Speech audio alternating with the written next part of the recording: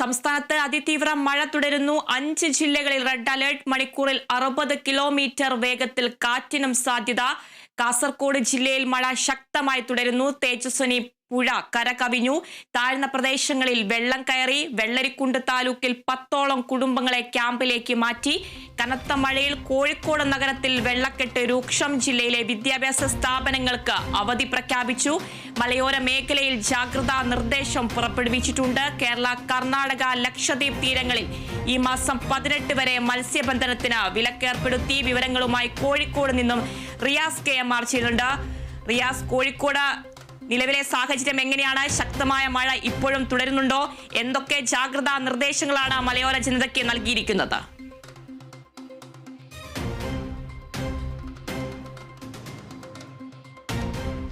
ആതിര, കോഴിക്കോടിന്റെ മലയോര മേഖലകളിലാണ് മഴ കുറച്ചെങ്കിലും ഇപ്പോൾ തുടരുന്നത്. പക്ഷേ കോഴിക്കോട് നഗരത്തെ സംബന്ധിച്ച് കഴിഞ്ഞ 1.5 മണിക്കൂറായി മഴ ഇല്ലാത്തൊരു സാഹചര്യമാണ്. അതുവരെ അതിതീവ്രമായ മഴയായിരുന്നു പെയ്തുകൊണ്ടിരുന്നത്.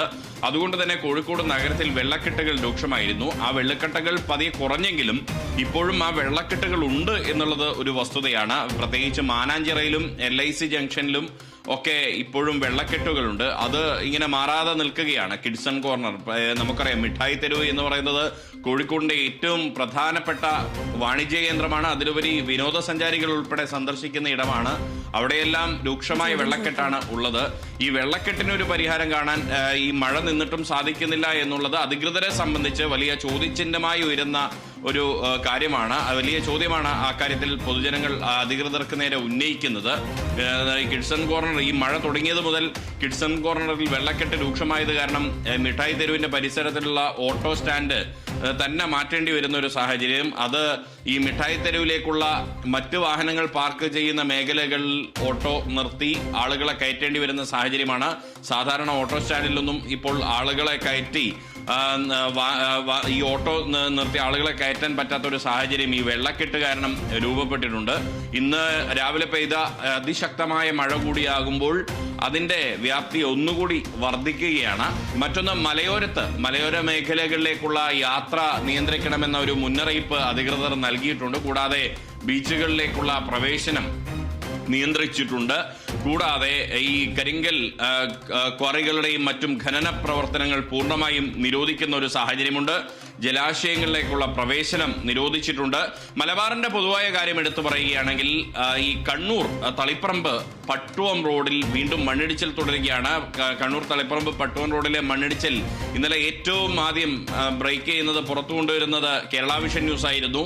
ആ വാർത്തയ്ക്ക് പിന്നാലെ ഇന്ന് രാവിലെയോടുകൂടി മറ്റ് മാധ്യമങ്ങളും കൂടി ആ വിഷയം ഏറ്റെടുത്തിട്ടുണ്ട്. ഇന്നും അവിടെ പുളിമ്പറമ്പ് റോഡിൽ മണ്ണിടിച്ചിൽ തുടരുകയാണ്. അത് ദേശീയപാതയല്ല, പക്ഷേ ദേശീയപാതയ്ക്കായി ഇനി ദേശീയപാത കടന്നു പോകുന്ന മേഖലയാണത്. അവിടെ ദേശീയപാതയ്ക്കായി കുന്നിടിച്ചിരുന്നു. ആ കുന്നിടിച്ചിടത്താണ് മണ്ണിങ്ങനെ ഇടിഞ്ഞുകൊണ്ടിരിക്കുന്നത്. അതുകൊണ്ട് തന്നെ ഈ പുളിമ്പറമ്പ് റോഡിന്റെ അവസ്ഥ ഇനിയും ശക്തമായി മണ്ണിടിയുകയാണെങ്കിൽ പരസ്പരം 2 മേഖലകളിലേക്ക് ബസ്സുകളും സ്വകാര്യ വാഹനങ്ങളും ഉൾപ്പെടെ കടന്നു പോകുന്ന ആ ഇടത്ത് ഇനിയിപ്പോൾ ആ റോഡ് തന്നെ ഉണ്ടാകുമോ എന്നൊരു ആശങ്ക ജനങ്ങളെ സംബന്ധിച്ചിട്ടുണ്ട്. മാത്രമല്ല, ഈ കുന്നനായി മണ്ണിടിച്ച സ്ഥലത്ത് ഇപ്പോൾ ഒരു വീട് ഒറ്റപ്പെട്ട് കിടക്കുന്നുണ്ട്. ആ വീട്ടുകാരെ സംബന്ധിച്ച് വലിയ ആശങ്കയാണ്. കാരണം അവർക്ക് ദേശീയപാത വികസനത്തിന്റെ ഭാഗമായി അവരുടെ സ്ഥലം ഏറ്റെടുത്തതുമില്ല, നഷ്ടപരിഹാരവുമില്ല. ഈ മണ്ണിടിച്ചിലുണ്ടായതോടുകൂടി ഏത് സമയവും അവരുടെ വീട് നിലംപതിക്കാവുന്ന ഒരു സാഹചര്യമാണ് പുളിമ്പറമ്പിലുള്ളത്. ആ വീട്ടുകാരുടെ